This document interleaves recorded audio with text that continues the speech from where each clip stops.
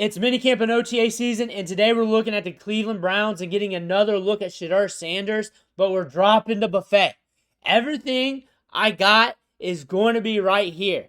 Minicamp, OTAs, rookie camp, whatever it is, workouts, right here, Shedeur Sanders. We're going to be talking that up. Before we dig in, you need to click that subscribe button right now. We're looking at practice every day. Rookie camp, minicamp, training camp, OTAs, workouts, interviews, radio shows, whatever I can find, it'll be here. You need to know what your rookies are looking like. You need to know about these quarterback battles. We got double that with the Browns. On top of that, you're drafting these guys in fantasy football. Click that button right now. Stay in the know. We're looking at Shedeur Sanders here. I'm not lying. Almost 15 minutes of clips here. We're going to watch it all. But here we go. Shedeur Sanders. I'm not going to lie. He looks the part just in uniform. That back corner is always going to be nasty with him. He's just got that touch back there. Like in the red zone, he's got that touch with that back corner. He's got that touch with that fade ball down the sideline. That anticipation on that, he's very accurate with that. You're seeing that with these clips. Go watch the tape of Colorado. My Colorado fans, where you at? Where are you at from the high school recruiting that we do in the offseason?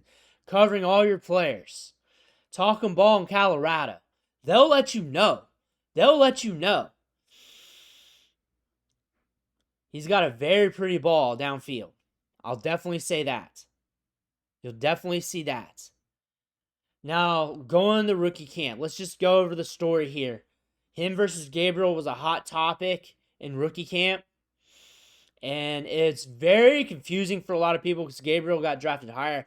From the scouting reports, from what we've looked at and everything else, Gabriel's a very, very good developmental backup quarterback that I would not be surprised that he's a good backup that gets some opportunity somewhere down the line, has a good run of starts, then back to being a backup, maybe a starter for a season. But honestly, just backing up, just being a good backup quarterback, just being there, a cheaper backup quarterback that's a good career.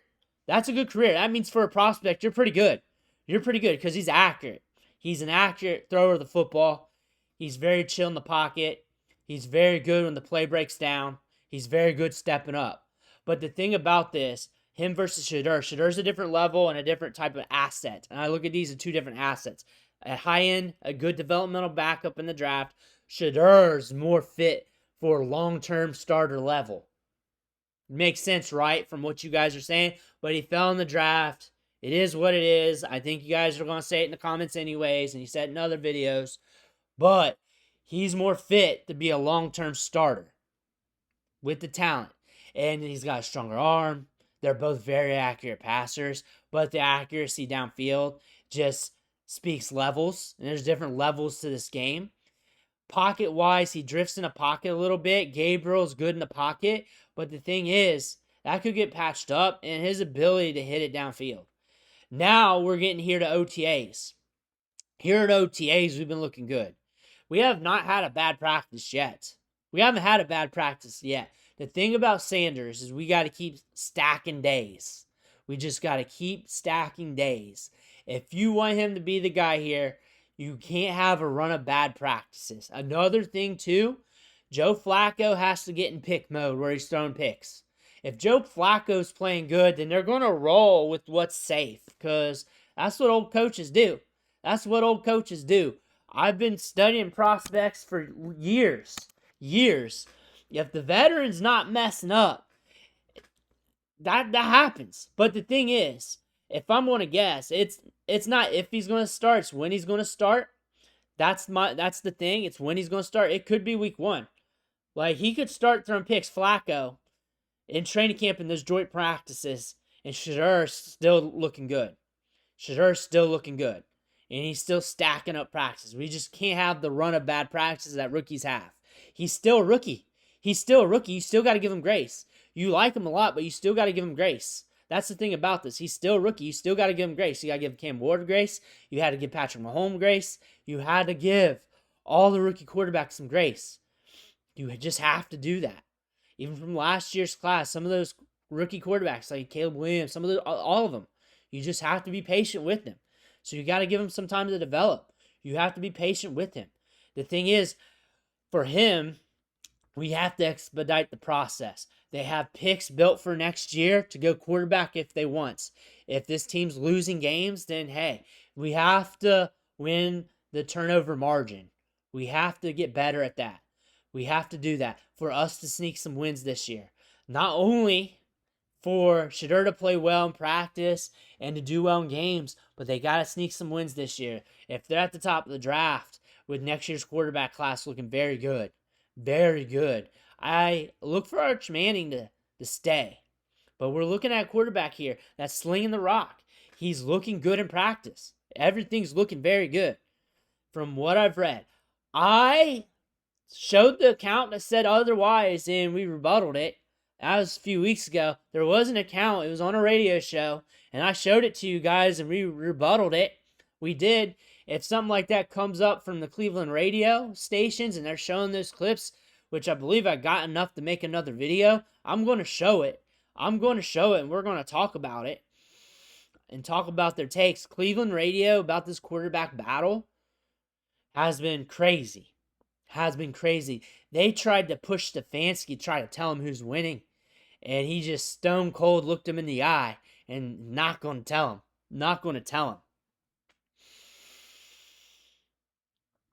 This is going to be a fun battle. Now, I've not mentioned Kenny Pickett. I never liked Kenny Pickett. I didn't like the move prior either to Cleveland. I didn't like him getting drafted in the first round. I don't regard him as a first-round caliber quarterback. I just don't. I think he got propped up by Jordan Addison. I've said that. Go watch the videos years ago when it happened. That was the first thing I said. With him going to the Steelers, I thought that was a reach for them, a necessary get because they needed a quarterback. They're trying to figure it out. They're in purgatory at quarterback after Ben Roethlisberger. It is what it is. That's them. Kenny Pickett's not dude, but you're seeing him just hit. Just hit. Good anticipation. A lot that, like I said, that back corner. That back corner, he's been crushing it. He's been accurate. He's been fluid. He's been looking very solid. Just watch him on some of these throws. Shedeur Sanders has been solid. Again, different type of quarterback compared to Dillon Gabriel. I bet they wanted that backup quarterback. They're going to roll with the vets. They're going to see what's going to happen. Then he fell to them in the 5th round. And they're like, we just have to at this point. We just have to. Guarantee the front office split on it. Guarantee it. They're not 100% open with it. That's why we got to stack days. We got to stack days. That's just it. It is what it is. Or he wouldn't have fell to the 5th. He wouldn't have fell to the 5th. They were excited about him. They wouldn't let him fall to the 5th. You're saying that he's worth a 5th rounder? If you're arguing against that. Because it's split. It's split. They might have been more tuned to it due to the cost. But they're still split on that. They're still split on that. Like, do we not know? No, but the best honest truth, because they're not going to tell you, like I've been saying, is that video right after he got drafted, half-hearted clapping of that. Their jobs are tied to it. Kind of, sort of, not really now due to being so cheap. But we just got to keep stacking days. You keep stacking days, you're going to be all right. You can't have a run of bad practices due to that, but it's all good. Keep doing what you're doing, kid. Keep doing what you're doing. Accurate over short to intermediate. And a lot of people were arguing the arm strength going into the draft. The thing is, look at that placement right there. Just solid. Just solid. And that guy just caught the ball. That could be like your candidate to exceed expectations on this team. A lot of beat writers are talking him up. Downfield throw. This is one that went viral a few weeks ago. Looking solid. Looking solid. I think the arm strength's fine. Is it the strongest in the class? No. So Anthony Richardson's very strong and where he's at right now. He's in a quarterback battle for his life against Danny Dimes. Take what you got. Take what you got. You can't have everything, but he's got gusto.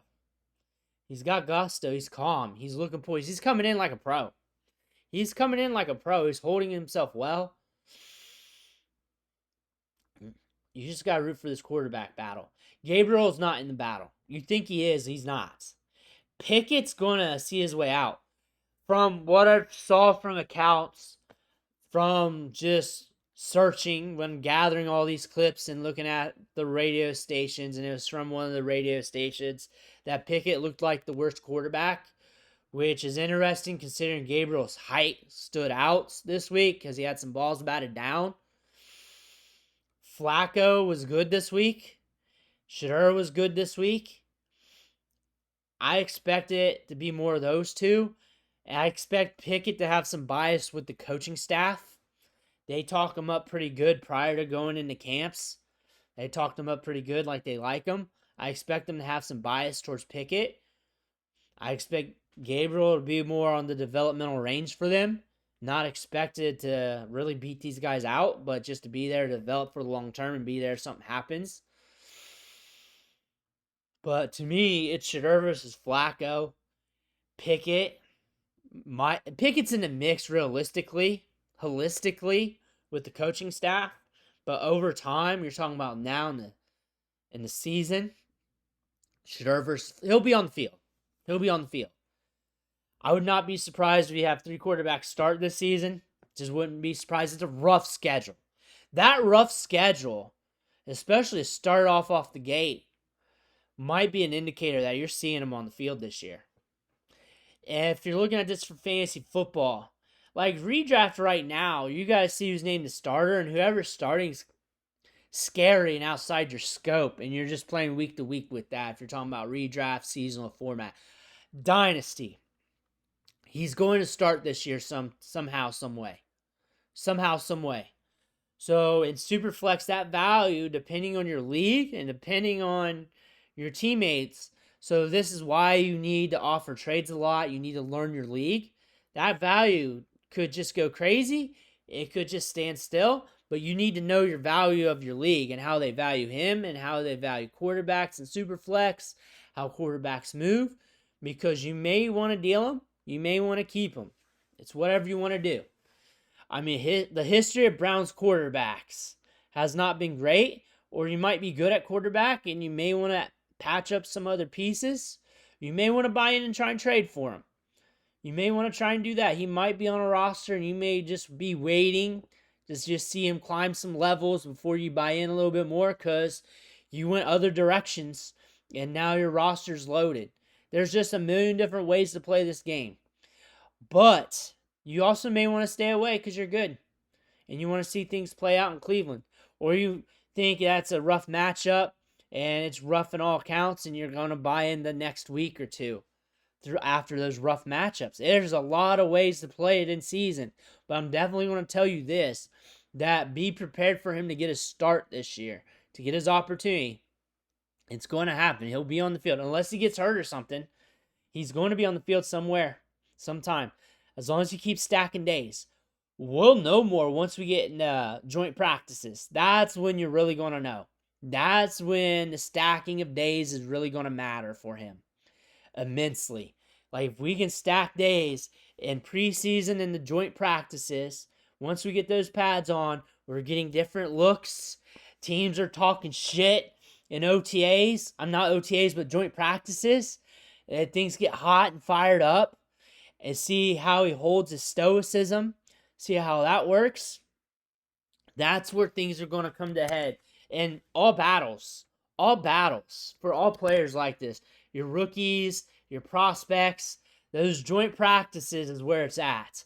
The preseason games is what you get to see and what you get to know, but those joint practices is where things come to a head.